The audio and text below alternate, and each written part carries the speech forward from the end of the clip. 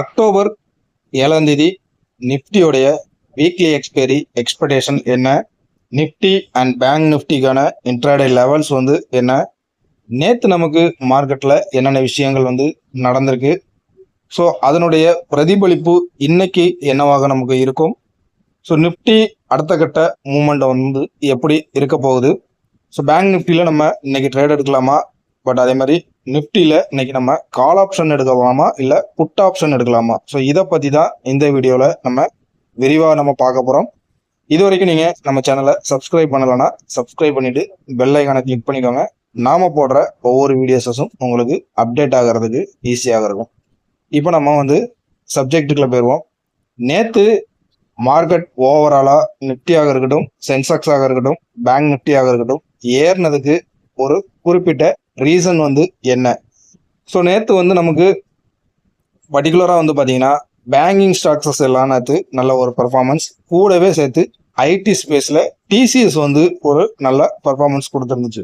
So banking sector நம்ம ஏற்கனவே வந்து சனிக்கிழமை ஒரு வீக்லி எக்ஸ்பெக்டேஷன் வீடியோ போட்டிருந்தோம், அதுலேயே நம்ம வந்து பேசியிருந்தோம்.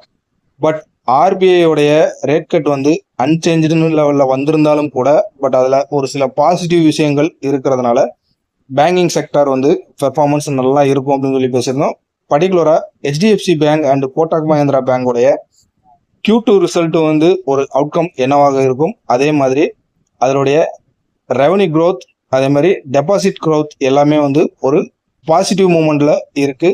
பட் அதனால இன்னைக்கு பேங்கிங் செக்டார் நல்ல ஒரு பர்ஃபார்மன்ஸ், அது நிஃப்டிக்கும் சரி சென்செக்ஸுக்கும் சரி ஒரு ஏற்றத்தை கொடுத்ததுக்கான ஒரு மேஜர் பாயிண்டா நம்ம பார்க்கணும்.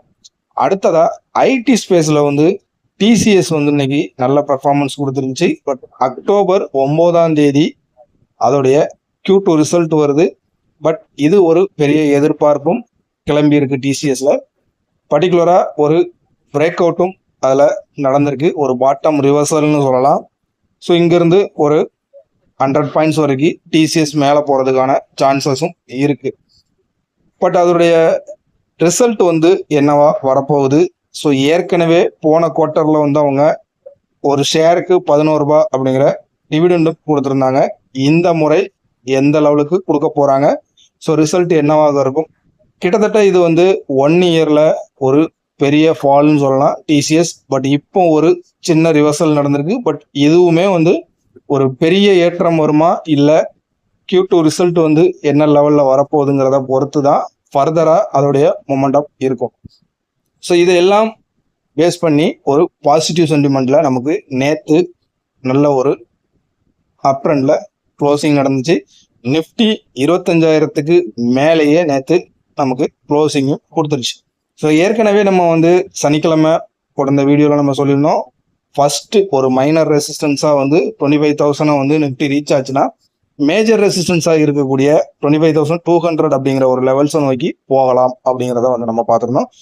ஸோ இன்னைக்கு நமக்கு இதே சேம்ல வந்து பேங்கிங் செக்டார் ஒரு பர்ஃபார்மன்ஸ் கொடுக்கக்கூடிய வாய்ப்புகள் இருக்கு. கிட்டத்தட்ட வந்து மேஜராக இருக்கக்கூடிய பேங்க்ஸஸ்ல வந்து HDFCயாக இருக்கட்டும், கோட்டாக் மஹேந்திராவாக இருக்கட்டும், ஸோ சின்ன பேங்க்ஸஸாக இருக்கக்கூடிய பிரைவேட் பேங்க்ஸில் வந்து எஸ் பேங்க் முதற்கொண்டு இந்த குவார்ட்டரில் உங்களுக்கு வந்து என்னன்னு கேட்டிங்கன்னா டெபாசிட் க்ரோத் வந்து இன்க்ரீஸ் ஆயிருக்கு. ஸோ டெபாசிட் க்ரோத் இன்க்ரீஸ் ஆகும்போது உங்களுக்கு ரெவன்யூ க்ரோத்தும் ஒரு பெரிய லெவலில் இல்லாட்டாலும் ஒரு குறிப்பிட்ட லெவலில் இன்க்ரீஸ் ஆகிறதுக்கான சான்சஸ் வந்து இருக்கு. அதே மாதிரி கோட்டக் மஹேந்திரா பேங்கோடைய லோன் க்ரோத் வந்து அதுவும் இன்க்ரீஸ் ஆயிருக்கு. பட் இது கோட்டக் மஹேந்திரா பேங்குக்கும் ஒரு பாசிட்டிவ் தான் வந்து நம்ம எடுத்துக்கிடணும். ஸோ ஓவராலா இப்போ வந்து நமக்கு இன்னைக்கு வீக்லி எக்ஸ்பைரியோட நிஃப்டி வந்து நம்ம என்ன ஒரு பொசிஷன்ல டிராவல் ஆகுதுங்கிறத நம்ம வந்து பார்த்துடலாம்.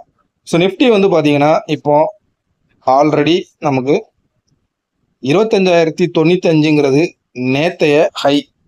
பட் க்ளோசிங் வந்து 25,072ங்கிற ஒரு பாயிண்ட் ஆஃப் வியூவில் நமக்கு வந்து க்ளோசிங் நடந்திருக்கு. இப்போ நமக்கு வந்து ஒரு மைனர் சப்போர்ட் அப்படின்னு பார்த்தீங்கன்னா உங்களுக்கு இந்த லெவல்ஸ் வந்து ப்ரெடிக்ட் ஆகுது 25,025 டு 25,030. ஸோ மேஜர் சப்போர்ட் அப்படின்னு பார்க்கும்போது 24,956 வந்து ஒரு மேஜர் சப்போர்ட்டாக இருக்குது. இப்போ நமக்கு இந்த க்ளோசிங்கில் இருந்து ஒருவேளை உங்களுக்கு நியரஸ்டா இருக்கக்கூடிய ஒரு மைனர் ரெசிஸ்டன்ஸை ரீச் பண்ணணும் அப்படின்னா 25,144 அப்படிங்கிறது ஒரு மைனர் ரெசிஸ்டன்ஸா இருக்கு. பட் அதை பிரேக் பண்ணும் பட்சத்தில் மேஜர் ரெசிஸ்டன்ஸா இருக்கிறது 25,250 லெவல்ஸ் வந்து ஒரு மேஜர் ரெசிஸ்டன்ஸா இருக்கு. அப்போ நம்ம வந்து இன்னைக்கு என்ன கால் ஆப்ஷன்ல நம்ம ட்ரேட் எடுக்கலாமா இல்ல புட் ஆப்ஷன்ல ட்ரேட் எடுக்கலாமான்னு சொன்னா, முதல் விஷயம் அதாவது 25,030ங்கிற லெவல்ஸ்ல வந்து ஒரு சப்போர்ட் எடுத்துச்சுன்னா நம்ம கால் சைடு ஃபோக்கஸ் பண்ணலாம். ஸோ கால் சைடு ஃபோக்கஸ் பண்ணும்போது ஆப்ஷன் பையர்ஸ் வந்து கிட்டத்தட்ட இங்கிருந்து ப்ரீவியஸ் டேவுடைய ஒரு லோ பாயிண்டை மென்ஷன் பண்ணி ரவுண்ட் ஆஃப் ஃபிகர்ல 24,900 கால் ஆப்ஷன் வந்து நமக்கு ஒரு இந்த மணி ஆப்ஷன் ஆகும்.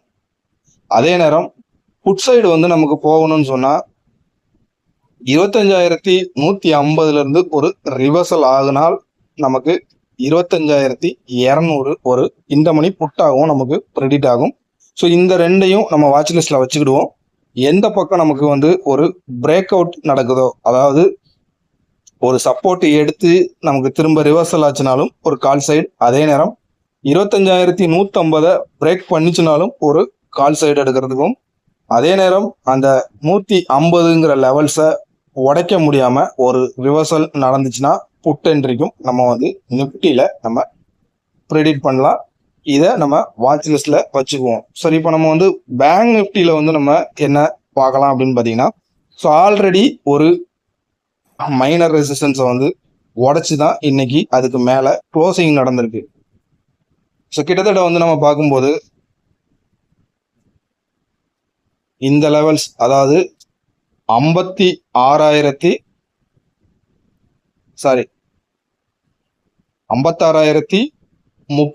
இருந்து 55,980 வரைக்கும் ஒரு மைனர் சப்போர்ட்டா நம்ம எடுத்துக்கலாம். 55,838 ஒரு மேஜர் சப்போர்ட்டா நமக்கு ப்ரெடிக்ட் ஆகுது.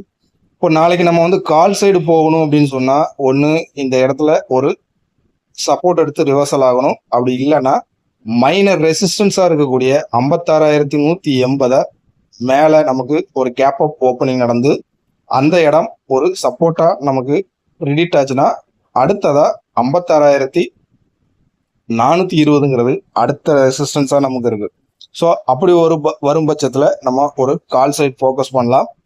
பட் இந்த மேஜர் ரெசிஸ்டன்ஸ், அதாவது 55,840 அப்படிங்கிற இந்த மேஜர் சப்போர்ட்டை வந்து உடைக்காத பட்சத்தில் அது புட் என்ட்ரிக்குள்ள போறதுக்கான வாய்ப்பு இல்லை. ஸோ கால் சைடு தான் நம்ம வந்து ஃபோக்கஸ் பண்றதுக்கான சான்சஸ் அதிகமாகவே இருக்கு.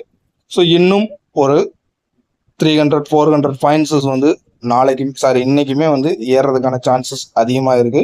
ஸோ புட் சைடு ஃபோக்கஸ் பண்றதை விட கால் சைடு ஃபோக்கஸ் பண்றது தான் நமக்கு ஒரு பெட்டர் ஆப்பர்ச்சுனிட்டியாக இருக்கும்.